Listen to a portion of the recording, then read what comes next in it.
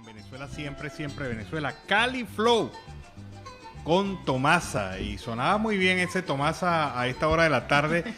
Pero para estar en una playa ya del Pacífico o del Atlántico, disfrutando y gozándose la música así, con el pasito tuntún. Amigos, buenas tardes, bienvenidos al programa Venezuela siempre, siempre Venezuela. Lo hacemos con mucho cariño, mucho respeto para todos ustedes.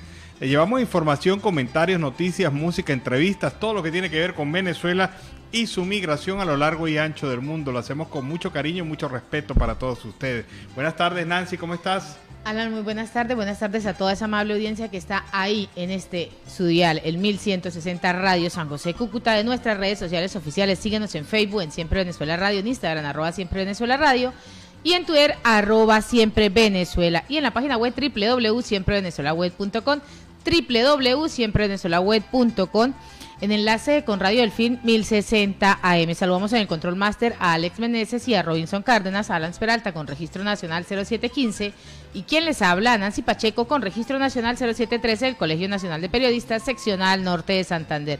Bienvenidos a esta primera ronda informativa en Siempre Venezuela. Venezuela siempre es noticia. Usted dijo que empezaba con el pasito tuntún, que empezaba con un ritmito bien chévere, pero acá siempre le sube el calorcito a manera de tuntún. Aquí agarramos mínimo, como dice por ahí. Nancy tiene una noticia. Bueno, y esto es bombazo. Primero hablábamos del pollo, de cómo nos lo íbamos a preparar para el día de mañana. Claro. Ahora tenemos en Cabo Verde, usted decía que irse así a una playa. Bueno, en Cabo Verde tenemos a Ale Saad, y el chavismo hoy decide incluir a Ale Saad como miembro de la delegación para el diálogo en México. El gobierno de Nicolás Maduro informó que el empresario colombiano Ale Saad, arrestado en Cabo Verde, será considerado desde ahora por su parte como uno de los miembros del diálogo en México. Pero vamos a escuchar las declaraciones de quien realiza esta gran noticia, la última panacea de Rodríguez, Jorge Rodríguez. La República Bolivariana de Venezuela, la delegación del gobierno de la República Bolivariana de Venezuela, ante la mesa de diálogo y negociación que con sectores de la oposición venezolana transcurre de manera auspiciosa en la capital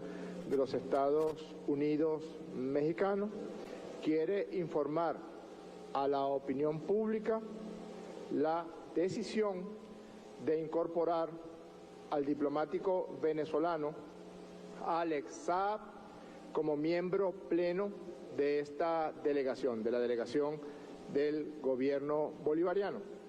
Así como también queremos informar que se incorpora el diplomático venezolano Alex Saab como delegado pleno también, con plenas funciones, ante la mesa social que fue aprobada en el acuerdo parcial de atención al pueblo de Venezuela firmado en México. Caracha, se montó la gata a la batea. Jorge Rodríguez anuncia que Alex Saab va como representante de la mesa de diálogo de la plataforma unitaria. Bueno, no tardará en incorporar al Coqui, no tardará en incorporar a los representantes de la FARC, a los del ELN, y así se nos volvió un circo, se nos volvió una feria de circo esta delegación del oficialismo del gobierno de facto a México. Mire, señor Jorge Rodríguez, lo más cerca que podrá estar de los Estados Unidos de México el señor Saab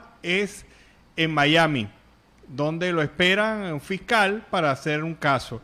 A propósito de esto, evidentemente tiene dos fines, un fin propagandístico y un fin de bombardear la mesa. Un fin distractorio. Distractor, sí, eso no trae nada. Bueno, que la oposición entonces le diga, no, es que representante de la delegación de la oposición, General Baduel, por ejemplo, y ponemos a General Baduel también allá en México. Y caería muy bien. Claro, y entonces, bueno, si vamos a hacer circo, pues hagamos circo. Pongamos entonces a General Baduel también al frente de la delegación de la oposición en México. O a cualquiera otro de los presos políticos venezolanos que se encuentran actualmente en las cárceles del país, y con eso pues también logramos su liberación.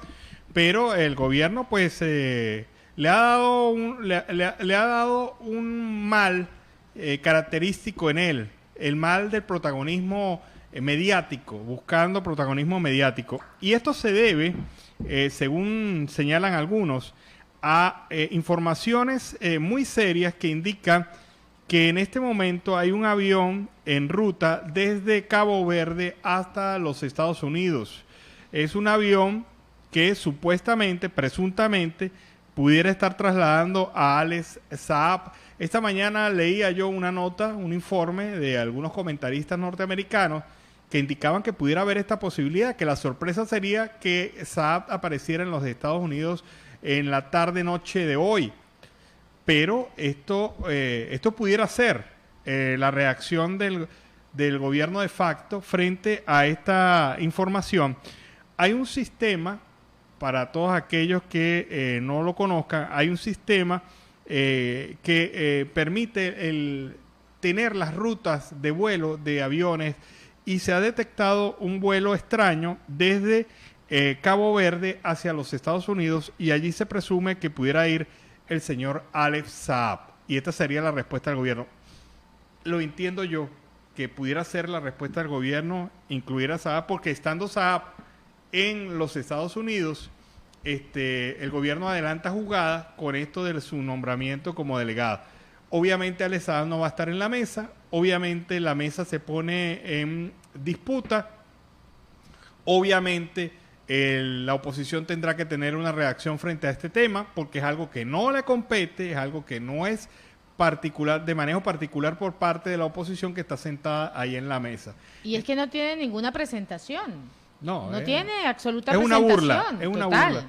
Es una burla, como ellos se caracterizan, una burla en la mesa. Ellos saben que esto no va a ser posible, pero quieren dimensionar lo que ha pasado. Yo presumo, yo le doy ya cierta certeza a esta información previa publicada hace algunas horas, hace unas 4 horas, sobre la salida de un avión desde Cabo Verde hasta los Estados Unidos con Alex Saab. Esto es lo que algunos medios extraoficialmente vienen indicando, pero pudiera ocurrir.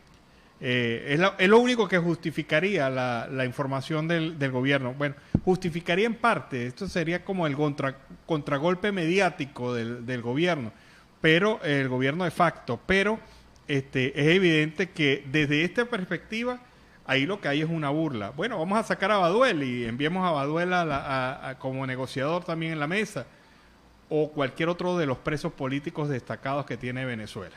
Y Dania Chirino retuiteó, bueno, ¿de verdad vamos a seguir creyendo que algo saldrá de esa mesa?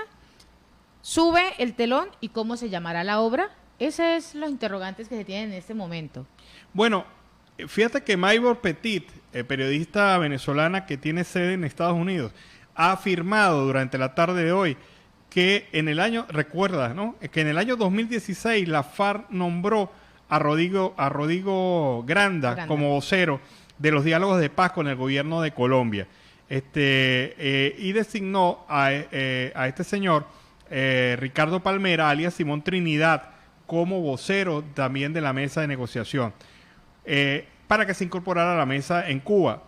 Trinidad está pagando ahora una condena de 60 años en los Estados Unidos. O sea, es la misma estrategia, la misma acción política, pero los efectos serán nulos físicamente. Obviamente Estados Unidos no va a soltar a Alex Saab, y ahora que lo tiene aparentemente en ruta hacia su territorio, no lo va a soltar. Y es que los efectos también, Alan y audiencia, es el hecho de si Alex Saab llega a Estados Unidos, hablábamos esta mañana, tenemos al Pollo, tenemos 2 más en la lista, ¿cuántos más siguen en la fila? ¿Cuántos van a cantar y cuántos van a caer? Sí. ¿Cuántos van a caer? Ese es el temor. Entonces, bueno, coloquémoslo en la mesa, démosle un platillo, démosle un contentillo para que no nos vaya a echar al agua. ¿Cuántos van a salir salpicados de eso? Claro, o sea, esta semana es ruda para el gobierno de facto, porque si se materializa ya el fin de la película de Alex Saab y su puesta en territorio norteamericano, si se confirma lo del Pollo Carvajal, que por cierto la Audiencia Nacional suspendió. La suspendió, sí. Suspendió, pero esa es una suspensión que puede durar 24 horas, que puede durar 48 horas, pero esta misma semana pudiese que el Pollo Carvajal esté allá.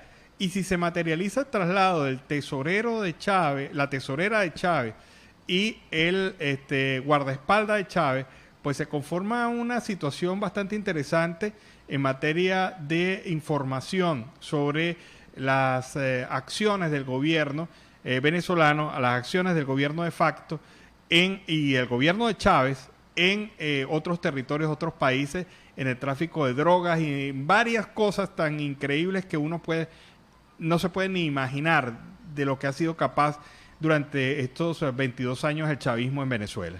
Y en Siempre Venezuela, Venezuela Siempre, vamos con el reporte de nuestro corresponsal Carlos Uzcategui, El Miura.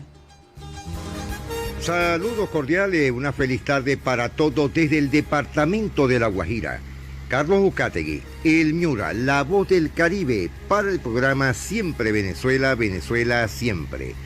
Ya con una noticia muy importante, muy halagadora, sobre todo para todos los guajiros. Consejo de Estado falla tutela a favor del gobernador Nemesio Roy Garzón. La sección segunda del Consejo de Estado realizó un fallo de tutela a favor del gobernador electo de La Guajira, Nemesio Roy Garzón, quien fue separado de su cargo el 1 de julio por decisión de ese mismo tribunal. En la tutela, el Consejo de Estado amparó los derechos fundamentales al debido proceso, la igualdad y el acceso a la administración pública. Con esta decisión, el gobernador Roy Garzón podría reentregarse a su cargo. Cabe recordar que Nemesio Roy Garzón fue suspendido luego de ser acusado de incurrir en doble militancia durante su campaña a la gobernación de La Guajira antes de las elecciones del 2019, donde ganó. Una buena noticia para los 476 años de la fundación de la ciudad de Riohacha, capital de La Guajira. Restablecen señal de telefonía celular en la Alta Guajira tras el robo en una estación de Poropo, en Uribia. La empresa normalizó la señal de su red de telefonía móvil en la Alta Guajira tras reponer los elementos hurtados la semana pasada en la estación de la comunidad de Poropo, corregimiento de Paraíso, en jurisdicción del municipio de Uribia, fronterizo con Venezuela. Hace unos días, antisociales se llevaron una batería y un convertidor, lo que provocó varias fallas en el servicio durante una semana. Para prevenir nuevos robos, la empresa le pidió a la comunidad proteger las inversiones que se hacen en la zona para no obstaculizar el desarrollo de la región a través de las telecomunicaciones. Además, la empresa redobló la vigilancia en la estación. Cabe mencionar que el robo a la estación también ocasionó fallas con el servicio de Internet, la cual ha tenido como consecuencia la afectación de muchos servicios que dependen de la conexión por funcionar. Finalmente se instaló una denuncia penal ante las autoridades para que se castigue a los responsables de robo de sus instalaciones. 19 años del rediseño de la bandera y el escudo de Riohacha, a raíz de la queja por parte de la comunidad riohachera, en donde señalaban que los emblemas heráldicos del municipio requerían de una mejora en cuanto a su diseño y adaptarlos a la realidad. La entonces alcaldesa de la capital Guajira, Idairis Yolima Carrillo Pérez, presentó y sancionó el acuerdo número 6 de junio del 9 del 2002, por medio de la cual se autorizó al Ejecutivo el rediseño del escudo y la bandera. Al mismo tiempo, se conformó un comité asesor liderado por el secretario de Desarrollo Social y Educación, Cédric Ospino González, los escritores Dilia Gineco de Daza e Ismael Fernández, y por el médico Jaime Manjarres y el historiador Lázaro Diago Julio. En ese entonces, en esa década, lo que se buscaba el gobierno de Idairis Yolima Carrillo Pérez se basaba en las exigencias de la comunidad que se comunicaba por los noticieros locales de la radio, exigiendo el mejoramiento de los emblemas heráldicos que incluye la bandera, el escudo y el himno. Y así, tomando esta iniciativa de la comunidad por parte de la alcaldesa elegida para el periodo 2001-2003, se justificó en su momento la de fomentar, por supuesto, el sentido de pertenencia y la identidad de los riacheros. De todas las propuestas que se presentaron, el jurado calificador en ese tiempo, conformado por Álvaro Romero Efer, Zoraida Salcedo Mendoza, Francisco Justo Iván Ramírez Romero y Lázaro Diago, refrendados mediante el decreto del 2002, tomaron la propuesta de Arlén Carolina Brugues Mejía, diseñadora gráfica, oriunda de Riohacha, La Guajira, la cual era la única que se ajustaba con las especificaciones requeridas por la convocatoria tanto en la bandera así como en el escudo. Para Arlene Brugues Mejía, ganadora de la convocatoria, la bandera contiene un sol que sale cada mañana, trayendo oportunidad y anunciando un nuevo día que nos invita a soñar, crear, construir y proyectar nuestra amada ciudad. Cada rayo de sol tiene un significado, de allí que sean rayos altos que honran al Dios creador, su número 7 y el hombre bajo su autoridad y guía de los rayos menores. En cuanto al escudo, justificó que el blanzón contiene un rico código simbólico que representa con exactitud y el orgullo. Hoy se cumplen 19 años en que se refrendaron los emblemáticos heráldicos de la capital de La Guajira, Riohacha, y con motivo de los 476 años de vida poblacional de la capital guajira, lo que se busca es que la bandera sea izada en establecimientos públicos y privados, así como en la residencia, quienes aman y quieren a Riohacha. Se les invita a levantar, izar y portarla con orgullo. Recordemos que somos de la tierra donde nace el sol, donde miramos del frente al mar con un majestuoso cielo despejado. Un sol que sale cada mañana trayendo oportunidad y anunciando un nuevo día. La izada de la bandera tiene que hacerse en los actos que convoquen las autoridades y especialmente para las efemérides cada 14 de septiembre de cada año. Fecha que en la historia recuerda a los pescadores de las perlas del Cabo de la Vela que se trasladaron al río Ranchería organizando su poblamiento y dándole la categoría de fundación, basados en la investigación de Benjamín Espeleta, trabajo que fue refrendado por la Academia de Historia de La Guajira, ratificada por la Academia Colombiana de Historia, oficializada por el entonces alcalde de Riohacha, Rafael Ceballos Sierra.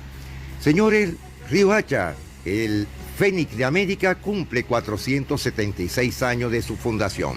Les deseamos a todos los riacheros feliz día y sobre todo por parte del programa Siempre Venezuela Radio y de todo su equipo de producción, mil felicitaciones a este hermoso de la Colombia caribeña. Y ya para despedirnos, les dejo un hermoso video de parte de la capital riohachera y del alcalde para que disfruten de este pequeño momento. Carlos Ucategui, El Miura, la voz del Caribe para el programa Siempre Venezuela, Venezuela Siempre. Riohacha, el portal de perlas, llega a sus 476 años, siendo testigo de grandes logros e innumerables batallas. Hoy, una vez más, después de un año de grandes vicisitudes, la Fénix del Caribe se levanta con fuerza y templanza para agradecer por la vida, la salud, los abrazos, los reencuentros, la esperanza, la paz, la reconciliación y la unión. Este 14 de septiembre conmemoramos un año más de su historia, resaltando aquello que la hace mágica, su turismo pluriétnico y multicultural, sus festividades y valiosa tradición, los coloridos paisajes engalanados por majestuosos atardeceres, sus exquisitos sabores ancestrales y la calidez de su gente.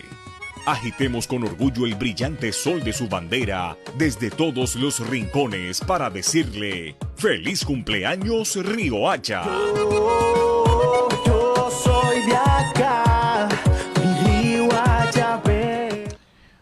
Bueno, bien, saludos a la gente de Riohacha, los riohacheros que son también parte de la audiencia de este programa Venezuela Siempre, Siempre Venezuela, y nosotros nos sentimos también parte de su comunidad a través de Radio Delfín, que es nuestra compañera que nos permite colocar la señal allá en Riohacha. Y en Siempre Venezuela, Venezuela Siempre, vamos a una pausa comercial y musical. Ya regresamos. Bueno, y este tema de Diviana, lo que yo sé, nos permite empezar así este segundo bloque del programa Venezuela Siempre, Siempre Venezuela. La noticia se sigue multiplicando. La noticia de la tarde de hoy, sin duda alguna, ha sido ese avance dado por el gobierno del régimen de facto para incorporar a la mesa del diálogo al señor Alex Saab. Esto ha generado varias reacciones, entre ellas la de Iván Simonovic, quien ha dicho que para liberar a los presos políticos el régimen solicitó sacar a Carlos Vecchio. Luego Jorge Rodríguez exigió que para soltar a los PM yo no los mencionara más. Esto es lo que dice Simonovic. Jamás cumplieron. Ahora pretenden nombrar a Saab parte del circo. También han dicho que Juan Manuel Rafali, otro de los dirigentes políticos venezolanos, ha indicado: pretenden incorporar a Alex Saab a la delegación de Nicolás Maduro en México. Es una falta de respeto al Reino de Noruega, a los gobiernos acompañantes a la delegación opositora. Además, por su nacionalidad, no puede representar a una parcialidad política venezolana en un conflicto interno. También, por otra parte, Roberto Denis dice que desde hace un tiempo he calificado como delirante la propaganda de defensa de Alex Saab. Esto de hoy en boca de Jorge Rodríguez es como el punto máximo del delirio y confirma el temor de Maduro por la extradición de Alex Saab. Es decir, casi todos los sectores coinciden en señalar que esto es totalmente ridículo y que genera también una presión adicional a la mesa del diálogo en México. Una presión que indudablemente Estados Unidos no va a aceptar y que obviamente, como lo dicen todos estos voceros, demuestran que el gobierno tiene muchísimo, pero muchísimo temor de lo que pueda decir Alex Saab allá en los Estados Unidos. Es una muestra de debilidad, como lo dice varios voceros de la oposición. Es que es el temor que le pisen la cola y caigan realmente. A esto es que ellos le temen en este momento, que Alex Saab hable, que hable el pollo y que hablen las otras dos personas que están ahí en camino también hacia Estados Unidos. ¿Cuáles más van a seguir? Hablábamos esta mañana a la audiencia de que ya no existe el distanciamiento social por el COVID-19. Va a existir en este momento esa aglomeración de todos estos corruptos que van a caer, quieran o no quieran. Este es el gran temor. Entonces forman ese telón, forman esta payasada, forman este circo para distraer. Esto es una forma de distraer. Sí, y la situación es lógica. Estados Unidos no va a ceder a Alex Saab. Esto no está en las posibilidades de la oposición a aceptar o no a este señor. Y parece que ellos están repitiendo el escenario de la FARC en el momento de los diálogos aquí en Colombia con Simón Trinidad. Pero la gracia no es la misma, porque un chiste que se cuenta dos veces no tiene el mismo efecto, y esta gente pues está apostando muy duro a algo que seguramente le va a traer más problemas que beneficios, porque para Estados Unidos esto es una muestra mayor de por qué tienen que tener a Saab en un tribunal norteamericano. Y continuando con más información, Ronald Carreño fue dado de alta, y lo hablábamos en el noticiero del mediodía, pero fue trasladado también al helicoide. El periodista Ronald Carreño fue dado de alta el día de hoy, lo confirmaron sus familiares, sin embargo desconocen su estado de salud. El periodista estuvo hospitalizado en la clínica Caracas, donde fue atendido por una crisis hipertensiva. Además se confirmó que estaba contagiado del COVID-19.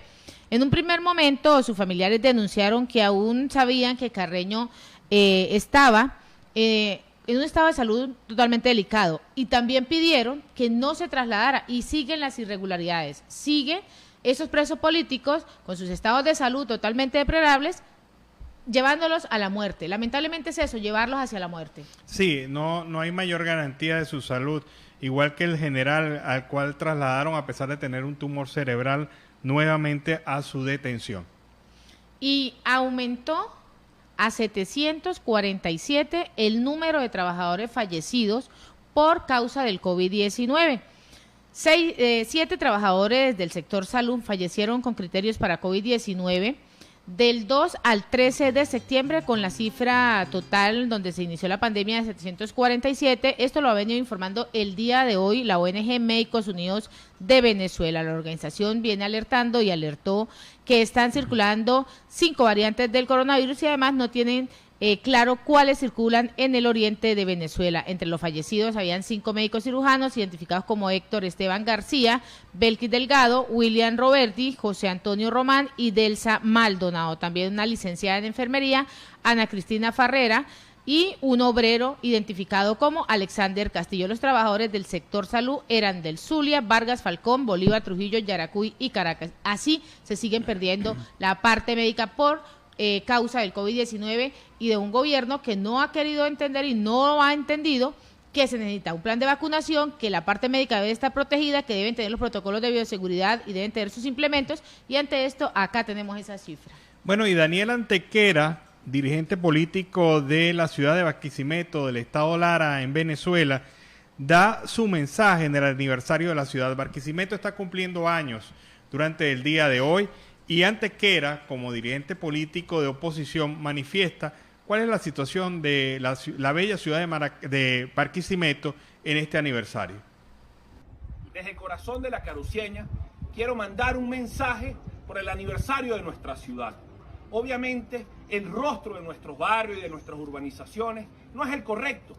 La situación de los servicios públicos, la propia ciudad está destrozada. Por supuesto, porque en Venezuela no hay democracia. Y eso tiene que servirnos para lo que somos los guaros y los barquisimetanos, esa capacidad de luchar, esa capacidad de organizarnos, encauzarla y transformar toda esa fuerza hacia una verdadera democracia. Solo con democracia podremos tener ciudades pujantes como la de que debería ser Barquisimeto. Yo no tengo duda que en Venezuela habrá un nuevo amanecer, haciendo las cosas diferentes, haciendo las cosas de abajo hacia arriba. Y estoy seguro que con esa nueva democracia podremos tener esa Barquisimeto que tanto soñamos y por la que estamos y seguiremos trabajando. Una Barquisimeto de todos. Bueno, es la posición de Antequera sobre las necesidades de la ciudad de Barquisimeto y sobre todo entendiendo que Barquisimeto ha sufrido un lamentable atraso y abandono por parte de las autoridades chavistas durante los últimos años. Ha sido una ciudad que se ha venido a menos. La ciudad crepúsculo de Venezuela, así se le denominaba a Barquisimeto, y actualmente la oscuridad, el abandono, la basura, los problemas de los servicios públicos, como en gran parte de Venezuela, viene afectando su situación como ciudad y ahora luce bastante abandonada. Además que gran parte de la migración que ha llegado a Colombia y a otros países de Latinoamérica proviene del eje central del país, lo que es Maracay, Valencia y Barquisimeto. Barquisimeto es una de las ciudades en donde hay más personas migrantes en los últimos años. Y denuncian que Polibrión invadió más de 50 viviendas en el urbanismo Higuerote, pues varios funcionarios adscritos a la Policía Municipal de Brión, en el Higuerote, Estado Miranda, acompañados por otras personas, presuntamente de la misma comunidad, pues invadieron el lunes 55 viviendas que están casi listas para la venta del urbanismo Alamar. El constructor y dueño ha venido diciendo, Domingo Uzcategui, que el Polibrión Nelson González fue el conjunto residencial Alamar el viernes 10 de septiembre con la intención de informarles sobre las viviendas disponibles para la venta. El proyecto originalmente de la compañía consta de 288 casas que ya están vendidas, pero solo faltaban finalizar otras 55. Uzcategui ha venido explicando que el funcionario, luego de realizar este recorrido por el urbanismo y tener la información solicitada del mismo, pues se fue sin más detalles y pasa que vienen a realizar esta invasión, invaden a estas 55 viviendas sin son ni son. Así, lamentablemente, la policía hace lo que se le da la gana. Sí, lo que se le da la gana. Allí no hay autoridad y cuando uno reclama y dice, mira, pero es que el gobierno de facto ha dicho tal cual cosa, ellos contestan muy orondo, Maduro manda en Miraflores, pero aquí mando yo. Así dicen los guardias nacionales, los policías, cualquiera que tenga uniforme y se crea con la autoridad de embromarle la vida a cualquier venezolano. Y la UNICEF Venezuela advierte que ayuda humanitaria no debe ser usada con fines políticos, pues la Agencia de las Naciones Unidas, UNICEF, publicó el día de hoy un mensaje en el que advierte que esta ayuda humanitaria que llega a Venezuela no debe ser usada con esos fines políticos. La ayuda humanitaria que llega de la agencia, de la organización y de la sociedad civil y otros sectores humanitarios no debe ser instrumentalizada con fines políticos. Esta ayuda humanitaria es totalmente neutral. Esto es el mensaje que ha venido dando en el día de hoy la agencia de la ONU en las diferentes redes sociales, trabajando directamente con las oficiales y las oficinas de terreno, las organizaciones y la distribución de los insumos y toda la asistencia técnica con los diferentes materiales, los medicamentos, incluso los equipos de emergencia. Ha señalado y lo han venido mostrando en un video a través de las diferentes redes sociales la UNICEF Venezuela. Bueno, y el candidato a gobernador del estado Táchira, Fernando Andrade, ratificó sus denuncias sobre la situación de abandono que vive la entidad, producto de fallas en los servicios públicos y abandono que él califica inexcusable por parte del gobierno de facto. Hoy los tachirenses seguimos padeciendo la inclemencia y el desprecio del gobierno regional, del régimen de Nicolás Maduro a nivel nacional, producto de la falta de servicios públicos. Hoy no solamente vemos una ciudad paralizada producto de la falta de combustible, vemos una ciudad llena de colas en todos los sectores de la ciudad capital, pero por otro lado, la inclemencia en los municipios fuera del área metropolitana, el caso del municipio Oribante, que hasta 5 meses duran los ciudadanos para poder surtir combustible. Esta suerte de lotería que nos tienen sometidos, y por otro lado, la mentira permanente del señor Freddy Bernal, que anunció una inversión millonaria en materia eléctrica y que el Táchira continúa sufriendo los embates de los cortes de energía por más de 12 horas, 24 y hasta 36 horas en sectores del Táchira. La situación no está muy fácil en los estados venezolanos, especialmente en el estado Táchira, que ha tenido, digamos, a pesar de todas las circunstancias, la buena fortuna de estar cerca de Colombia.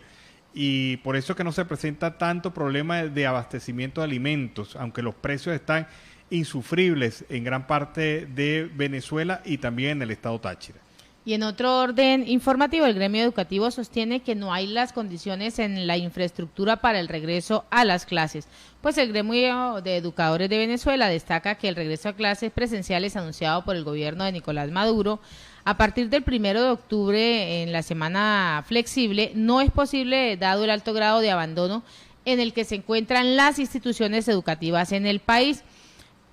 Raquel Figueroa, quien es profesora y coordinadora general de la Unidad Democrática del Sector Educativo, y la agrupación que involucra el sector gremial, docente y las ONG educativas han asegurado vía telefónica a uno de los medios de comunicación que el plan Gota de Amor, que se inició en el año 2020, pues llegó a un 20% de las instituciones educativas del país. De acuerdo con la información que se maneja y maneja el ente gremial, el 95% de los planteles no cuentan con los mínimos requerimientos de calidad para el retorno a las clases en el mes de octubre de forma presencial.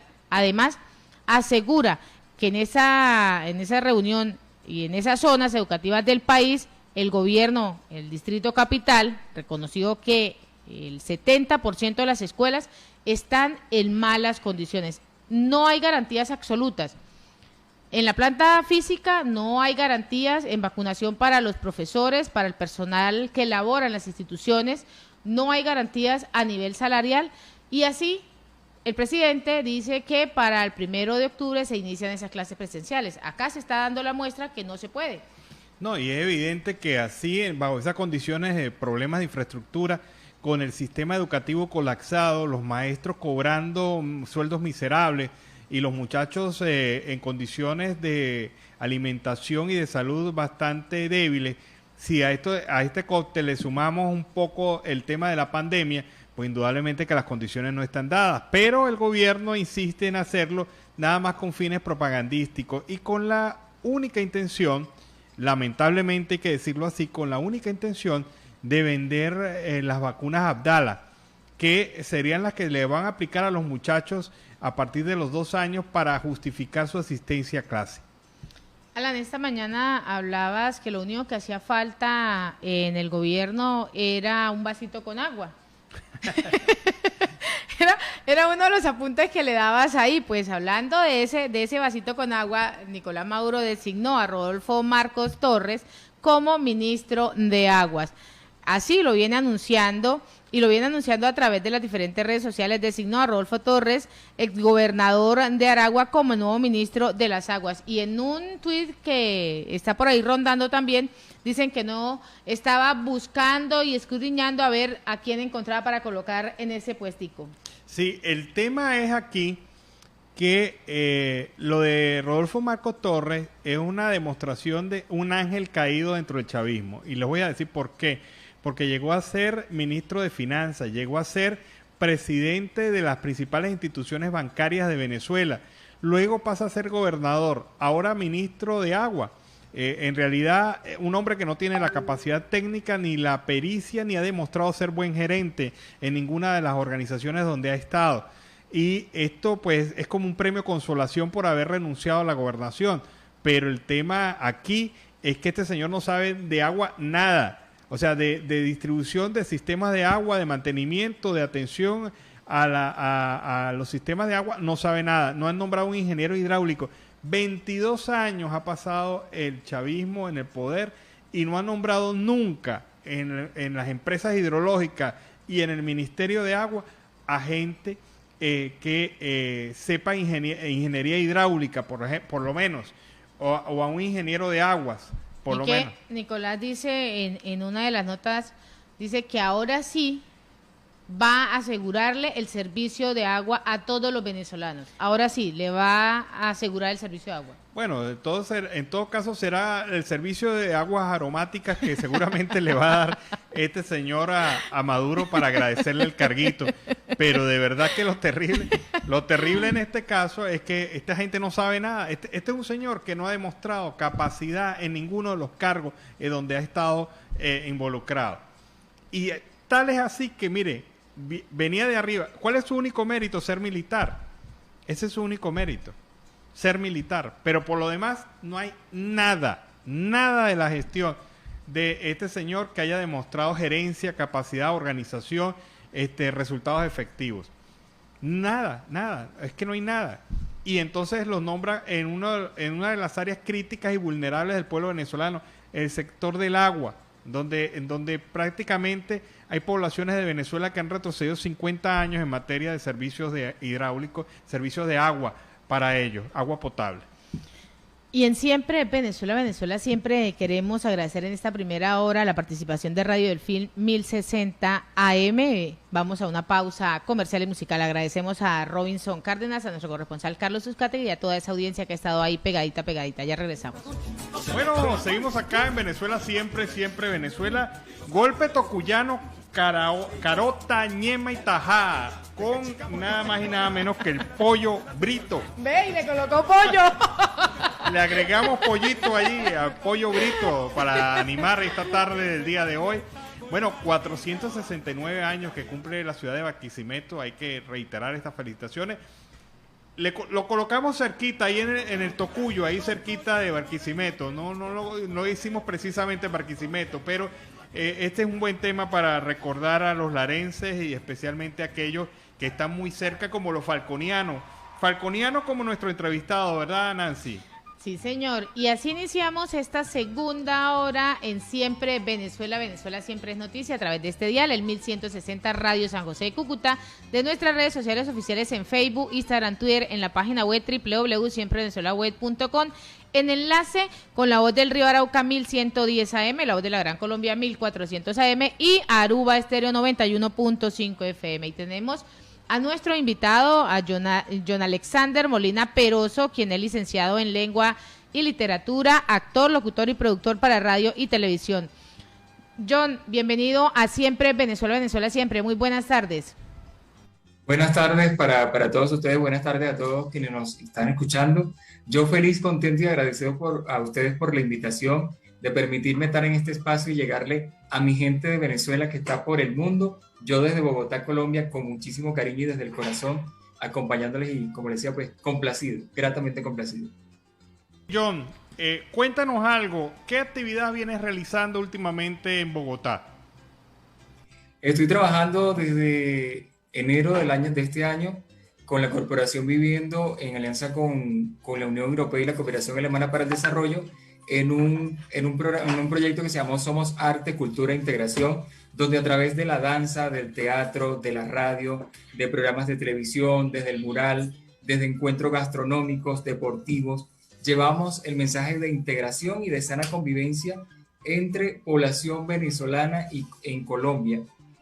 Por todo este tema de discriminación fue un proyecto muy bonito, donde inicialmente todas las reuniones se estaban realizando a través de la vía virtual, pero en el momento que hicimos el cierre del proyecto fue un encuentro muy bonito de reconocimiento de quienes estamos de manera virtual, como lo dije, y poder ejecutar en dos localidades importantes de acá de Bosa, como fue la localidad de Bosa y la localidad de Los Mártires.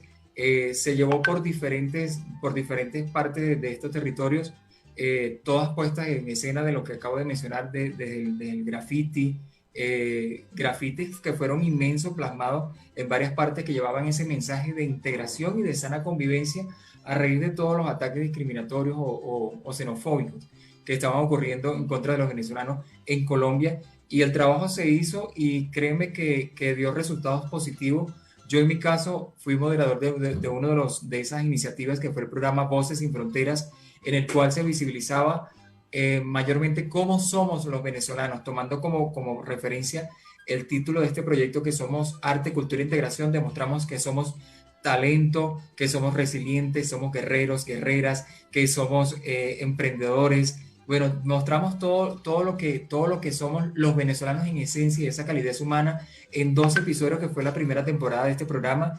Estamos próximos a lanzar la segunda temporada, ya con un panorama más abierto de integración, no solamente de venezolanos en Colombia, sino de venezolanos fuera, en otros países, de colombianos que emigraron a Venezuela y de colombianos que están en otros países también como migrantes, porque acá también se vive, digamos, salen de otros países, migran colombianos a otros países, y ha sido un proyecto muy bonito. Además de eso, estoy con Semilleros de Comunicación, que es el grupo Comunicarte, ejecutando también Voces en Movimiento. Es una radiorevista que se emite también para diferentes emisoras de Colombia y de Venezuela. Y allí pues también se resalta todo lo que somos los venezolanos, cómo llevamos los mensajes a través de la fotografía, a través de los podcasts. Hemos construido unas historias muy bonitas, nuestras propias historias son contadas allí, pero desde el punto de vista positivo, ya no desde el lamento, ya no desde la victimización, sino llevar lo que somos en esencia, sí, los venezolanos, porque muchas veces estamos donde estemos los venezolanos, siempre es que no me abren las puertas, es que, bueno, la queja y el lamento y la lloradera. Entonces, bueno, sentémonos todos y lloremos todos y desahoguemos la pena. Eso es muy aburridor. Son historias que en cierta parte vale la pena contarlas, sí, porque pues son historias que inspiran o que motivan a otros a que sí se puede lograr los sueños en una tierra que no es la suya. Es duro, sí, obviamente lo es, pero sí se puede lograr.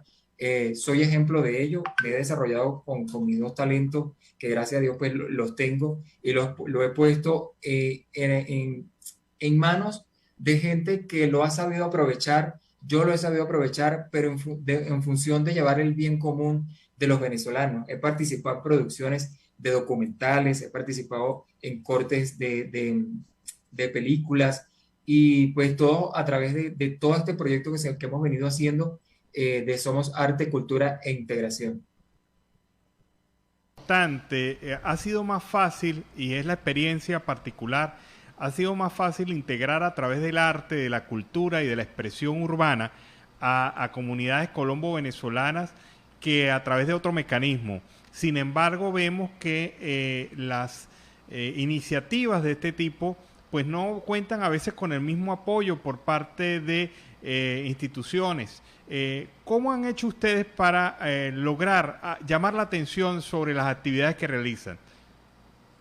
Esa actividad se promocionó mucho por la radio. De hecho, hay emisoras como, por ejemplo, La Voz de Mi Barrio 7, es una emisora de la localidad de Bosa, que apoyó esta iniciativa e impulsó cada una de las actividades, mayormente el programa Voces Sin Fronteras, que se emitió desde aquí, en alianza con la red de otras emisoras de Colombia y de Venezuela, y también medios de comunicación local, de televisión local, que también dieron el apoyo a través de esta emisora. Se hizo un trabajo en red, como tú bien lo decías, pues muy pocas emisoras apoyan este tipo de iniciativas, y precisamente eso es lo que queremos combatir con el proyecto, porque si bien es cierto, pues combatimos con medios de comunicación que manejan masas y mayormente manejan un mensaje amarillista o noticias amarillistas, donde visibilizan más la manchita negra de esa pared blanca, o sea, es decir, que visibilizan más lo que hizo mal el venezolano que lo que hicimos bueno. Entonces, la idea del programa o de todo esto que hicimos, de todo este proyecto, era visibilizar cómo somos los venezolanos en Bogotá, un poco para erradicar ese imaginario que se tiene, que el venezolano viene aquí para matar, para robar, incluso sí también para matar, para quitarle el puesto a otro, o las mujeres para quitarle los maridos a otras, entonces, o para prostituirse, entonces, cosa que no es así. Y como le dije al principio, creo que surgió un efecto muy positivo de todas estas iniciativas que se hicieron, porque incluso yo he sido testigo he tenido la experiencia de encontrarme con un taxista y decir junto a mi compañera, que es Odixa Morales, que es la que también hizo este espacio conmigo, decía, oye, ustedes son los muchachos del programa Voces Sin Fronteras. Y yo, sí, señor. Ah, mira, qué chévere. Yo no sabía que los venezolanos eran así, eran tan preparados, tenían tanto talento, tenían tantas cosas, o sea, tenían tantas virtudes que no conocían, precisamente por esa difamación que tenían los medios de comunicación. De la violación sistemática de sus derechos humanos y los tratos crueles e inhumanos que sufren durante ese injusto reclusorio. Al respecto, la diputada Yajaira Castro informó que son 319 hombres y mujeres que se encuentran injustamente privados de su libertad por motivos políticos en distintas cárceles de Venezuela, a quienes se les ha negado el derecho a la defensa, se les ha negado el debido proceso, además siendo víctimas de las diferentes torturas físicas, de las torturas psicológicas.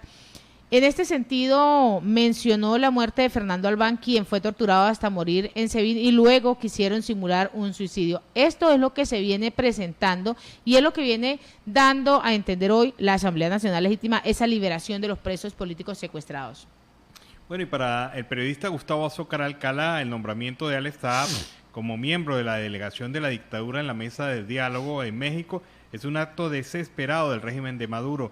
Es también un gran chantaje. La dictadura le dice a Estados Unidos, o dejan en libertad a Saab o se acaba el diálogo de la oposición.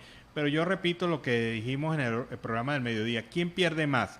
Obviamente los venezolanos perdemos porque se posterga un poco la vía para poder darle solución efectiva y clara a los problemas nacionales.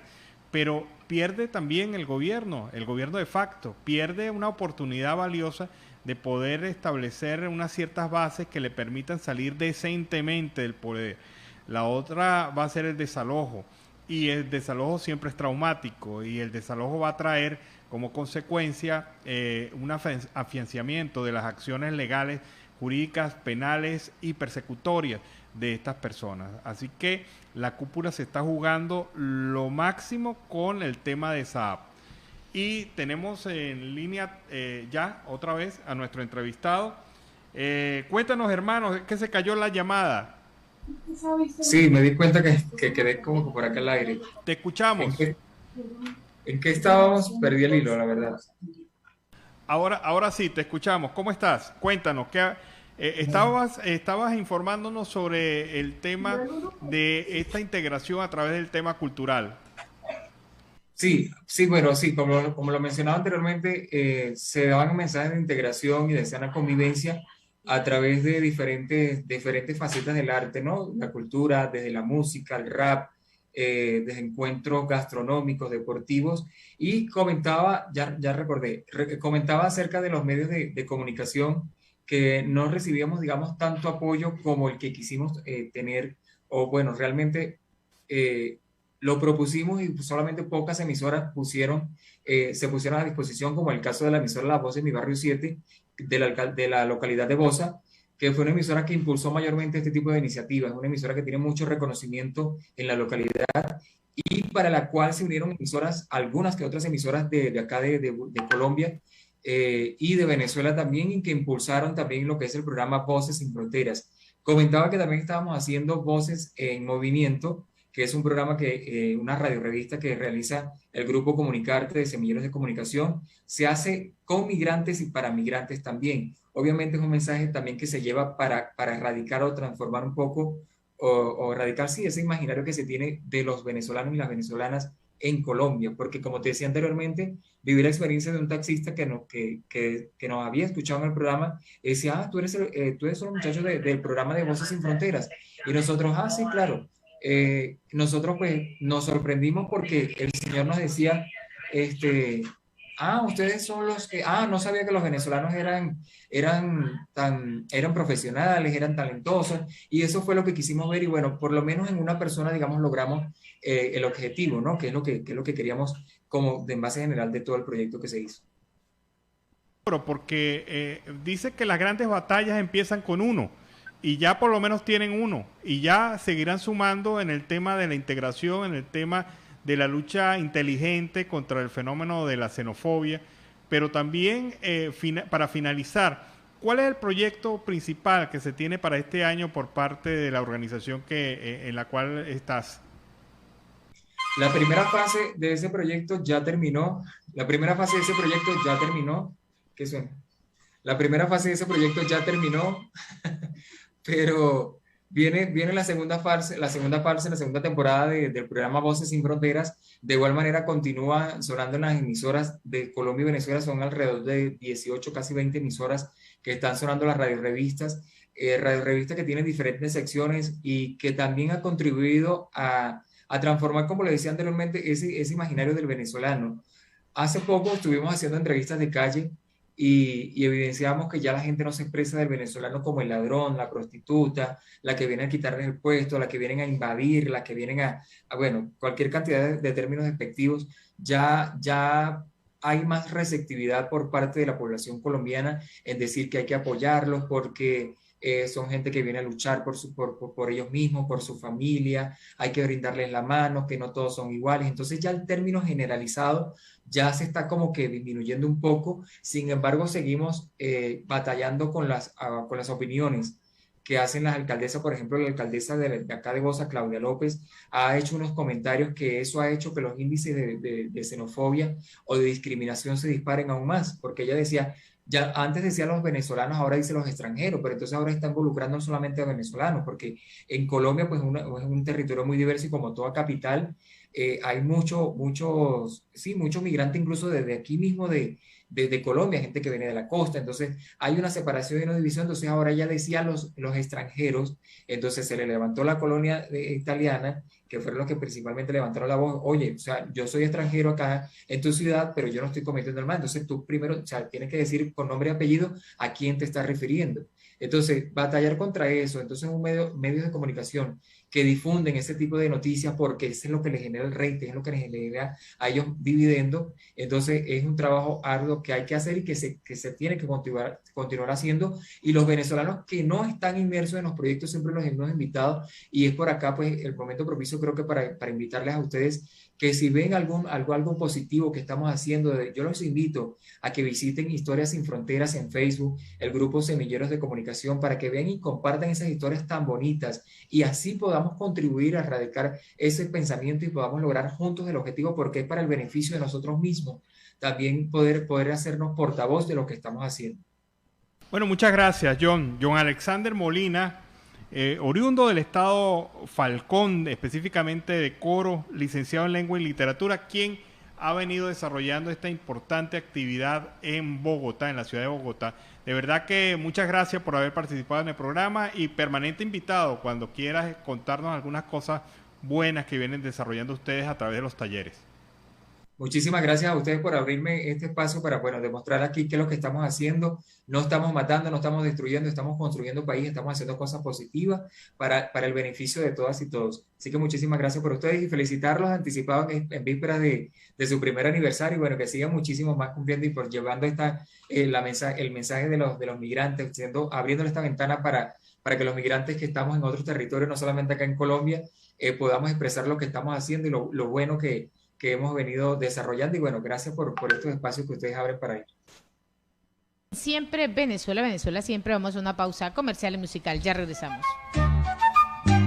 Bueno, y con este tema bien movidito seguimos acá, en este último pedazo de la torta en Siempre Venezuela, siempre es noticia, a través de este dial, el 1160 Radio San José y Cúcuta, en nuestras redes sociales oficiales en Facebook, Instagram, Twitter, en enlace con La Voz del Río Arauca 1110 AM, La Voz de la Gran Colombia 1400 AM y Aruba Estéreo 91.5 FM. En este cuarto pedacito de la torta siempre le toca a nuestro corresponsal Oliver Luyano, el amigo de todos, guariqueño y de Zaraza. Oliver, buenas tardes, bienvenido.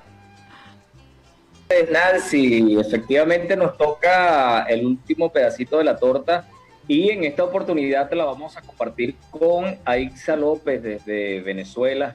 Aixa es dirigente nacional del Partido Acción Democrática, secretaria femenina de ese partido. Bienvenida, Aixa, gracias por hacer un stop en tu agenda, que me comentabas que está bastante ocupada, para conversar con nosotros acá en Siempre Venezuela. Bienvenida. Gracias, Oliver, gracias a Nancy por estar siempre Venezuela, Venezuela siempre. Bueno, sí, hablando de torta, como dice que nos tocó el último pedacito, ayer Acción Democrática arribó a 80 años de vida luchando por la democracia en nuestro país y bueno, comimos un pedacito de torta muy sabrosa, por cierto. ¿Cómo celebraron? Aunque me comentabas que tu esposo está un poco convaleciente del COVID, pero ya está fuera de todo el peligro. ¿Cómo celebraron ese aniversario el día de ayer? Mira, muy animado, la gente muy animada, luchando y preparándonos para esta fiesta electoral del 21 de noviembre con nuestras candidaturas, dejando apetencias personales para pensar en un colectivo que es el pueblo de Venezuela y que sabemos que si no vamos unidos, Oliver, no vamos a tener los resultados de 2015. Nosotros, Acción Democrática, vamos con la tarjeta de la MUT Unidad. Allí todos los partidos vamos a postular a través de esta tarjeta.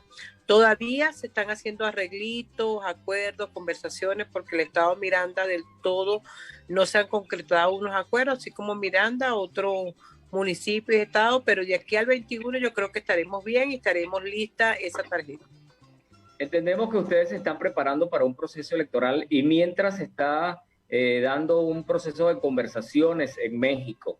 Hemos visto que el gobierno, a través de Jorge Rodríguez, está planteando incorporar a Alex Saab a esa mesa de negociación como diplomático del gobierno. ¿Qué opinión o qué posición tienen ustedes al respecto? Es un absurdo y no se debe ni siquiera pensar en esa idea. Yo pienso que es un patada ahogado que está haciendo el gobierno, o se quiere levantar de la mesa o quiere ganar tiempo, porque no están las condiciones dadas ni planteadas para que Alex Saab represente a nadie. Si el gobierno objetó a Carlos Vecchio, por Dios, entonces ellos van a proponer a Alex Saab. Me parece que eso no debe, no debe ser considerado, no debe considerarse esa propuesta. ¿Hasta qué punto pudiéramos decir que la oposición ha avanzado y que ha ganado terreno en ese diálogo? Mira, ya con el hecho de sentar al gobierno es un avance. Lo que pasa es que las negociaciones pasan por conversar, buscar el punto medio, que no es fácil con un gobierno que es bastante difícil.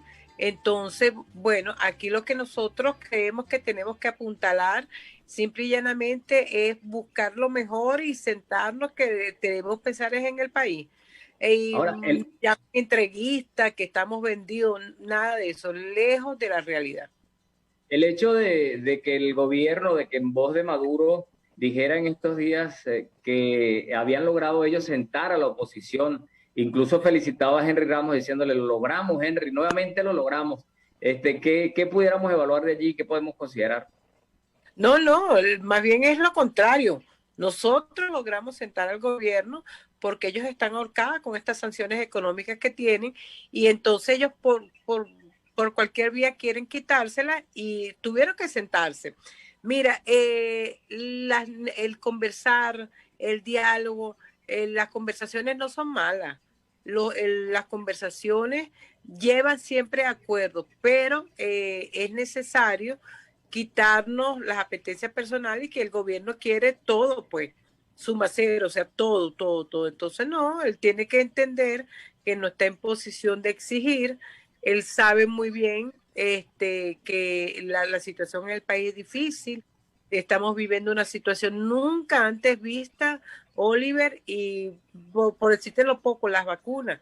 Se ha vacunado un 3.5% y la población está diezmada, y el COVID es una realidad, es una pandemia que está atacando a todos y él no lo quiere entender, que ese es uno de los puntos también que van a ser tratados, la ayuda humanitaria. También en cuanto al tema de electoral, usted habla de de que han estado trabajando en la unidad. En este momento hay un proceso electoral donde pudiéramos hablar del G4, que representan el partido de la unidad, en la tarjeta de la unidad, y está también el partido que ha venido participando en las elecciones, que representa Bernabé Gutiérrez y un grupo de dirigentes. Pudiera haber una negociación, pudiera haber unidad en ese factor, en esos dos factores, que hasta ahora parece difícil, ¿no? Pero ¿qué pudiera pasar? No, eso está descartado. Nosotros no podemos sentarnos con personas que traicionaron principios, valores éticos y están jugando con el gobierno. A mí me dio pena cuando vi a Luis Eduardo Martínez pidiendo perdón ahí públicamente en nombre de AD por lo que le hicieron a Jorge Rodríguez. Dios mío, ¿quién es ese señor? A los que cometieron los delitos que cometieron, pagaron su pena de prisión, fueron encarcelados. O sea, como que si aquí no hubo justicia, aquí jamás se ha visto cómo la justicia ha sido aquí pisoteada, es dirigida. Entonces, nosotros no pudiéramos sentarnos con unas personas que vendieron los valores, que nos traicionaron, que se sentaron con nosotros y a la primera de cambio vendieron todos los sueños y esperanzas, lo que habíamos trabajado, lo que nos costó Acción Democrática organizarnos, pueblos, cacería, Estado, para tener una maquinaria electoral, para ponerla al servicio de la unidad, y la primera de cambio se la fue al gobierno. Pero el tiro le salió mal porque el pueblo venezolano con nuestra dirigencia. ¿Y cómo está la motivación hacia la participación del pueblo en estas elecciones, dadas las condiciones atípicas, ¿no?, de una campaña electoral? El pueblo está cansado, Oliver. Es solamente vivirlo, verlo, plasmarlo, lo que está viviendo el pueblo venezolano, con un salario pulverizado en bolívares, el dólar galopante, la familia no tiene cómo comer, las medicinas súper caras, no hay gasolina, los servicios eléctricos por el suelo, los servicios básicos, agua, luz, gas. O sea, es una agonía que vive el pueblo venezolano, y la mejor forma de demostrar que estamos descontentos es estas elecciones. O sea, yo siempre he sido partidaria de votar. Lamentablemente nosotros no pudimos ir a votar en diciembre para las elecciones parlamentarias porque no teníamos tarjeta en la cual postular a nuestro candidato, con una tarjeta de secuestrada, con la mayoría de partidos sin tarjeta. ¿Dónde íbamos a postular? Gracias a Dios se abrió la alternativa y tenemos la de la unidad, como dice, la de la manito, que allí es donde vamos a llevar esos sueños y esperanzas de que vote allí masivamente para que sean favorecidos nuestros candidatos. Ahora, esta elección municipal y regional, esta que la han llamado también mega elecciones, ¿pudiera ser una ventana para salir definitivamente del problema que tiene Venezuela, que es el gobierno de Maduro? ¿Y cómo salir de eso? Mira, es una ventana que se abre una posibilidad, aunque hay otros que tienen la tesis que las elecciones deben ser de presidente para abajo, pero ahorita lo que se nos abrió, la apertura que tenemos es las regionales. Bueno, montémonos todos en ese autobús, en ese carro de las regionales, que ganen la mayoría de los candidatos, y así poco a poco se le va minando al gobierno nacional su apetencia. No podemos entregarlo todo. Yo no estoy de acuerdo con entregar todo e irnos a nuestra casa, esperar que nos venga a solucionar quién. El problema de los venezolanos, Oliva, como tú lo sabes, lo solucionan los venezolanos. Como en este caso tenemos elecciones el 21 de noviembre, bueno, vamos a participar el 21 de noviembre. Ahora, también quisiera que usted, su opinión con respecto a la cantidad de personas que han salido, que no merma eso allí en los números que ha manejado la oposición para lograr el triunfo. ¿Cuánta gente ha salido de Venezuela y cómo influye eso? Más o menos, según las estadísticas, como 5.950.000, 5.820.000, entre 5.800.000 a 6 millones de compatriotas se han ido del país, pero no desde el lado opositor, también se ha ido del lado gobierno, muchísima gente se han ido, porque la crisis no nos afectó a los opositores nada más, a los que hacemos oposición a este gobierno, sino también a gente que votó por este gobierno, que se dio cuenta que fue un gran error y también tuvo que agarrar sus maletas e irse fuera del país a buscar otro rumbo, porque aquí es insostenible y tiene que salir un valiente para poder reflotar a la familia que se queda en el país. El tema de la participación de la mujer, Aixa, en este proceso de candidaturas, ¿cómo ha sido tratado? Bueno, gracias a Dios que este es un trabajo que hicimos en el año 2007. Las mujeres, tanto del gobierno como la oposición, nos unimos y juntas fuimos a tocarle la puerta a Tibisay Lucena en aquel momento y sacó la primera resolución 50-50 que sorprendió mucho. Bueno, se ha seguido aplicando en estas elecciones, es igual, pero recordemos que la paridad es para los cargos de concejales y diputados, gobernador y alcalde, ya eso versa tu liderazgo que tú tengas, tu aceptación. Allí no vamos a poner una mujer, vamos a poner a Isa porque es mujer. No, tiene Isa liderazgo, la ponemos. No es bueno que se gane su postulación. Esto sea los cargos de diputados y concejales. Ha sido receptivo, las mujeres han sido incorporadas en las listas, en los circuitos, respetando la resolución del CNE. Lo que sí me gustaría, y siempre lo digo, es que no sea una resolución, sino que sea ley, que logremos que se logre este avance, se logre en una reforma de la ley de procesos electorales y así ya sea de obligatorio cumplimiento y no que tengamos que estar esperando si el rector que está de acuerdo o no. Bueno, Aixa, quiero que deje un mensaje final pues para toda nuestra audiencia, agradeciéndote por atender esta llamada que te hemos hecho a participar con nosotros. Bueno, Oliver, Nancy, a seguir luchando y a todos por los venezolanos que están fuera del país, a seguir luchando, ustedes trincheras de lucha que tienen fuera, que se visibilice lo que está sucediendo aquí en Venezuela. Y lo que estamos aquí en Venezuela, seguir luchando porque creemos en esto, pues. Creemos que tenemos que seguir trabajando unidos para lograr la realidad, tener lo que decía nuestro eslogan de nuestro partido, por una Venezuela libre y de los venezolanos. Bueno, gracias a Aixa López, que se recupere pronto tu esposo, todos en tu casa estén muy bien. Gracias por aceptar conversar con nosotros. Bueno, mis amigos, hemos estado conversando más o menos para conocer cómo va el panorama político a través de la visión de Aixa López, secretaria femenina de Acción Democrática. Mis amigos, a ustedes agradecidos desde esta zona de frontera, conversa para ustedes el amigo de todos, Oliver Lullano, guariqueño y de Zaraza. Adelante, Nancy y Alan. Oliver, muchísimas gracias y a Axia por participar en esta emisión de Siempre Venezuela. Venezuela siempre es noticia. Continuamos con más información. Y murió el niño Abraham Palacios, de 14 años, un paciente del JM de Los Ríos.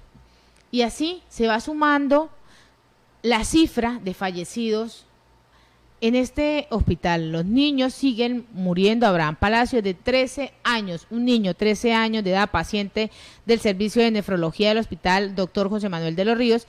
Y esto lo ha venido informando en la tarde de hoy la ONG Prepara Familia en la cuenta oficial en Twitter. Con Abraham, pues ya son 14 los pacientes del Hospital JM de Los Ríos que mueren, y lo que va de este año, del 2021, cabe destacar que durante el pasado mes de agosto, al menos en 10 días, fallecieron 3 menores de edad a la espera de ese trasplante en el país. Desde la suspensión del sistema de procura de órganos y tejidos por parte del régimen de Nicolás Maduro en el año 2017, antes de las sanciones sectoriales en Venezuela, pues han dejado ya de realizarse más de 900 trasplantes. Así se siguen presentando estas muertes, estos fallecimientos por la negligencia de un gobierno indolente, de un gobierno que no le interesa su niñez, que no le interesa el futuro del país.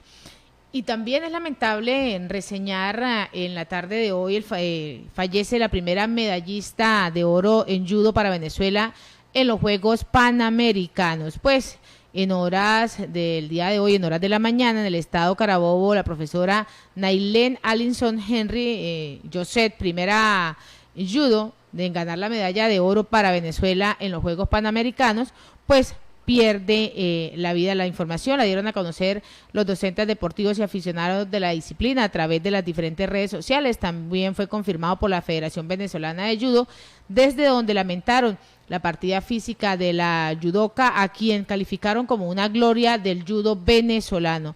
Fuentes ligadas al deporte indicaron que la medallista de oro, quien residía en el municipio Naguanagua, falleció a consecuencia de un cáncer de colon. Sin embargo, esta información no había sido confirmada por sus familiares que tuviese cáncer de colon. Henry, pues se conoce en el mundo deportivo, ganó 2 medallas en los Juegos Panamericanos en el año 83 en Caracas y 5 medallas en el campeonato de judo entre el año 82 y el 90. Así se presenta esta lamentable noticia, 2 fallecidos, la medallista de oro de Venezuela de los Juegos Panamericanos y los niños que siguen falleciendo, los niños del JM que siguen perdiendo la vida por ser inclementes, por este gobierno no querer dar realmente el beneficio a los niños, el beneficio de la salud, un derecho que todos tenemos, un derecho universal, el derecho a la salud, y ante esto no se manifiesta el gobierno. Y así con esta nota hemos llegado al final de una emisión más de Siempre Venezuela, Venezuela Siempre es Noticia, a través de este dial, el 1160 Radio San José de Cúcuta, de nuestras redes sociales oficiales en Facebook, Instagram, Twitter, en nuestra página web www.siemprevenezuelaweb.com, en enlace con La Voz del Río Arauca 1110 AM, La Voz de la Gran Colombia 1400 AM y Aruba Estéreo 91.5 FM. Agradecemos en el Control Master a Alex Meneses, a Roberto Alexis Rojas, al señor Víctor Márquez, Alan Peralta con Registro Nacional 0715 y quien les habló, Nancy Pacheco, con Registro Nacional 0713 del Colegio Nacional de Periodistas Seccional Norte de Santander. Hasta mañana.